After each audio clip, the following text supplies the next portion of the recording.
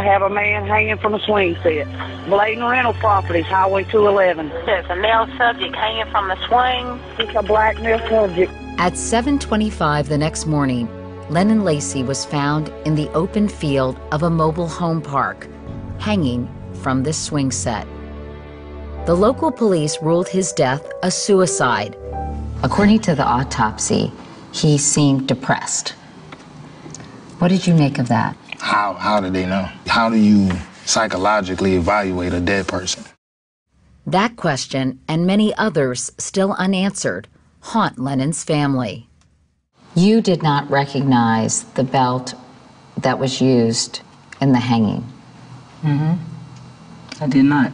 Lennon was found wearing shoes that were too small for him. Is that correct? Exactly. A size and a half smaller than he normally wears? So he was found with size 10 and a half shoes? And we knew that those weren't the shoes he had on his feet because his sister saw him with those Jordans on when he left. And what about the shoes that he was wearing when he was found? We don't know where those shoes came from.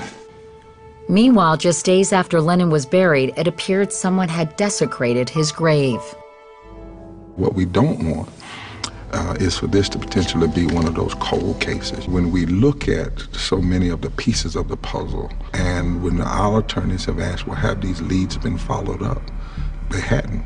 There seems to be a rush to suicide. It may be suicide, but it seems to be the call was made so quick. For instance, the crime scene being released so quickly, the mother even said that when she saw his body, her first question is why was his hands not covered to protect the DNA or anything under his fingernail? The shoes that he had on were not his. Why is it that the belts that were found or claimed to be found in the leash that he hung himself with not his own?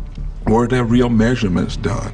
Did anybody look really at the physics of how the hanging could have taken place? Do you really think this could have been a lynching?